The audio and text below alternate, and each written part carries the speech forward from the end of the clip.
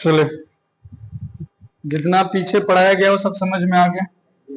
Heading लगाइए, विद्युत अपघटनीय cell.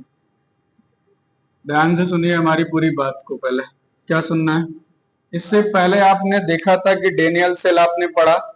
इस चैप्टर में आपने क्या देखा था कि विद्युत ऊर्जा को हम रासायनिक ऊर्जा में बदलेंगे और रासायनिक ऊर्जा को, आपने इस चैप्टर का एक पार्ट कवर कर लिया जहां पर आपने रासायनिक ऊर्जा को किसमें कन्वर्ट किया, विद्युत ऊर्जा में। जहां पर आपने डेनियल सेल पढ़ा और डेनियल सेल के बारे में बहुत सारी अभिक्रियाएं पढ़ी। अभी जो सेकंड पार्ट बचा हुआ है, जो एक पार्ट पढ़ना है आपको इस चैप्टर में, वो ये पढ़ना है जो विद्युत अपघटनीय सेल होता है ना, विद्युत अपघटनीय सेल का काम बता सकते हैं क्या होता है? विद्युत अपघटनीय सेल का वर्क होता है, यह सेल विद्युत ऊर्जा को रासायनिक ऊर्जा में परिवर्तित करता। बात समझ में आ गया? अर्थात क्या मैंने बोला, विद्युत ऊर्जा को कन्वर्ट करता है किसमें, रासायनिक ऊर्जा में। आप मोबाइल का बैटरी लगाते हैं चार्जिंग में, जब आप चार्ज कर रहे होते हैं फोन को और फोन आपका चार्जिंग मोड पर होता है, तो वो प्लग से ऑन करके आपके उसमें लगा होता है चार्जर, बैटरी में। तो उस समय जो बैटरी होती है वो विद्युत ऊर्जा को किस में कन्वर्ट कर रही होती है, रासायनिक ऊर्जा में कन्वर्ट करके क्या कर रही होती है, उसको स्टोर कर रही होती है।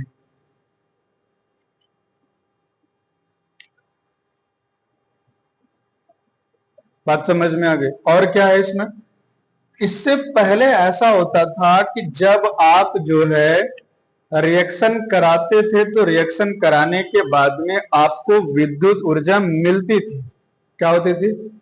लेकिन यहां पर कोई भी रिएक्शन कराने के लिए आपको विद्युत ऊर्जा क्या करना पड़ेगा, देनी पड़ेगी।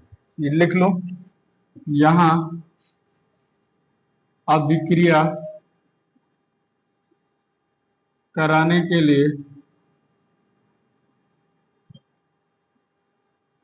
लिए विद्युत ऊर्जा देनी पड़ती। बात समझ में आ गया? कोई दिक्कत यहां तक में? विद्युत अपघटनीय सेल क्या होता है, यह सेल विद्युत ऊर्जा को किस में बदलता है, रासायनिक ऊर्जा में बदलता है। और अगर जो कोई अभिक्रिया करा रहे हैं, कोई रिएक्शन करा रहे हैं, तो रिएक्शन कराने के लिए हमें क्या देना पड़ेगा, विद्युत ऊर्जा देनी पड़ेगी। क्या यहां तक में कोई दिक्कत है आपको, कोई प्रॉब्लम है?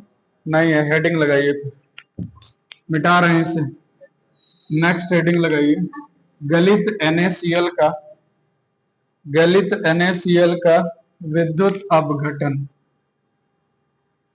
गलित NaCl का विद्युत अपघटन, इसका मतलब NaCl को गलाया गया है। क्या किया गया है, NaCl को गलाया गया है। गलाने के बाद में उसमें विद्युत प्रवाहित की जा रही है। बात समझ में आ रहा है?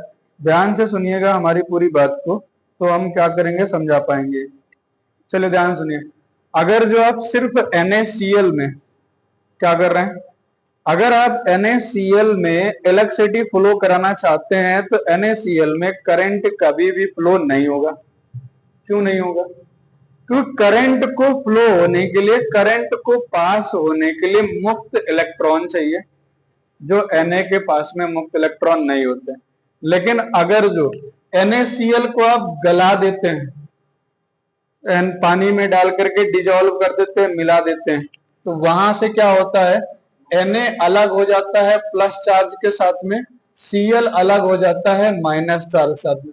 अब यहाँ पर मुक्त इलेक्ट्रॉन पाए जाने लगे हैं, जिसकी वजह से इसमें क्या होगा, करंट फ्लो हो जाएगा। बात समझ में आया? कोई दिक्कत? बनाइए।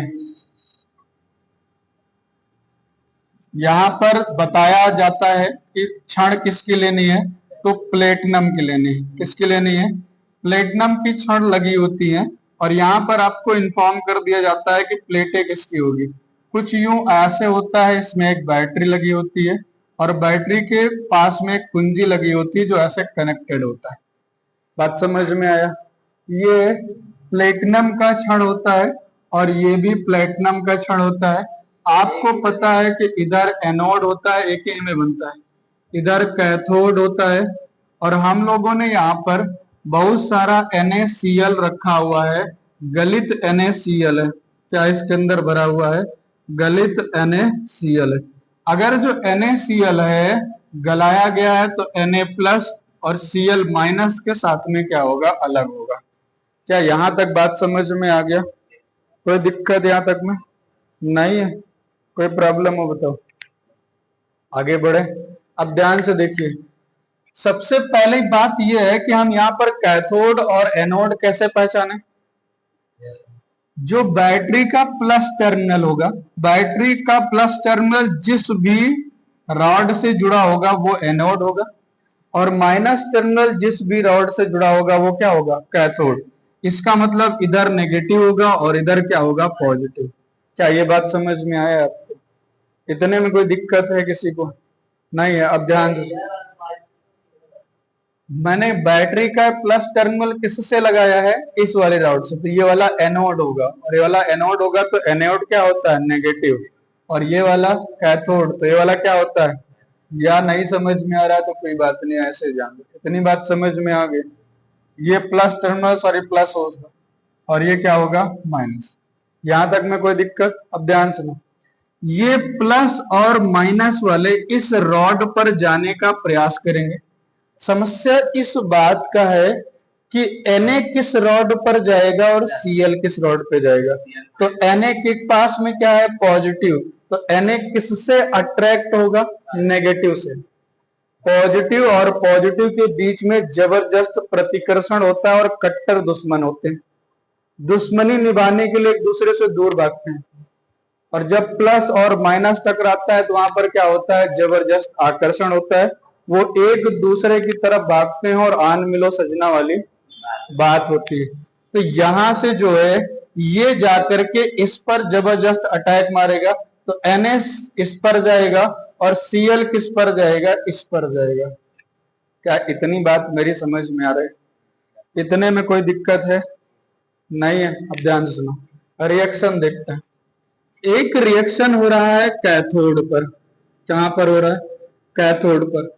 क्या हो रहा है, Na पॉजिटिव है, सही बात है, कैथोड क्या होगा, नेगेटिव, Na पॉजिटिव है। एक बात बताइए, हमें Na प्लस से Na बनाना है, क्या बनाना है, Na प्लस का मतलब क्या हुआ, इसने अपने एक इलेक्ट्रॉन का दान किया है। अगर जो कहीं से इसको हम एक इलेक्ट्रॉन ला करके दे दे तो ये क्या बनाएगा, Na बनाएगा, क्या बनाएगा, Na बनाएगा। मतलब रिएक्शन कैसा होगा फिर, Na प्लस 1 इलेक्ट्रॉन। नहीं समझ में, एनोड पर क्या रिएक्शन हो रहा है, एनोड पर क्या है, पॉजिटिव है और रिएक्शन क्या हो रहा है, Cl माइनस है। माइनस का मतलब बताइए, माइनस का मतलब बताइए। एक इलेक्ट्रॉन ये क्या कर रहा है, ग्रहण कर रहा है। एक इलेक्ट्रॉन ग्रहण करने का मतलब, अगर जो हम इससे एक इलेक्ट्रॉन बाहर निकाल दें, क्या कर दें, बाहर निकाल दें, तो बाहर निकालने के बाद में क्या बनाएगा, मैंने क्या बताया, सॉरी, इसको एक इलेक्ट्रॉन देना पड़ेगा ना, मैं रिएक्शन गलत कर रहा हूं। तो ये क्या बनाएगा, Na। एक इलेक्ट्रॉन मैंने इसको दे दिया तो क्या बन गया, Na। और ध्यान से देखो, इससे एक इलेक्ट्रॉन मुझे बाहर निकालना है तो क्या बनेगा, Cl प्लस 1E। बात समझ में आया यहां तक में, कोई प्रॉब्लम किसी को, यहां तक क्लियर हो गया। अब देखो, इसको मैंने 2 से मल्टीप्लाई कर दिया तो ये बन जाएगा Cl2 और ये बन जाएगा 2। ऐसा क्यों हो गया, आप इसको 2 से मल्टीप्लाई ना करके हाफ भी कर सकते हैं, क्या कर सकते हैं, बात समझ में आया, ये बात वही है। अब देखो, कैथोड पर क्या बन रहा है, Na, और एनोड पर क्या बन रहा है? Chlorine gas. यानी कैथोड पर क्या बन रहा है? सोडियम। एनोड पर क्या बन रहा है? क्या बन रहा है? Chlorine gas. क्या ये बात समझ में आई है मेरी? जल्दी बताओ। कौन सी? अरे गधे इंसान, दो से मैंने मल्टीप्लाई किया है कि नहीं किया? क्लोरीन गैस बनाए बनती है, और क्लोरीन गैस बनाने के लिए Cl खाली ऐसा होगा, इसलिए मैंने इसको 2 से मल्टीप्लाई किया, तो इसको भी 2 से मल्टीप्लाई किया, इसको भी, तो ये क्या बन गया? क्लोरीन गैस बन गया। बात समझ में आ गया? कोई दिक्कत यहां तक में नहीं है। अब देखो, जो कैथोड और एनोड पर ये बन रहे हैं सोडियम और क्लोरीन गैस, इसी को हम कहते हैं विद्युत अपघटनीय सेल के उत्पाद। क्या कहते हैं? क्या कहते हैं? विद्युत अपघटन सेल के उत्पाद। क्या कहते हैं? विद्युत अपघटन सेल के उत्पाद। बात समझ में आ गया? पूरा क्लियर हो गया? कोई डाउट? जल्दी देखिए और बताइए कहीं पर।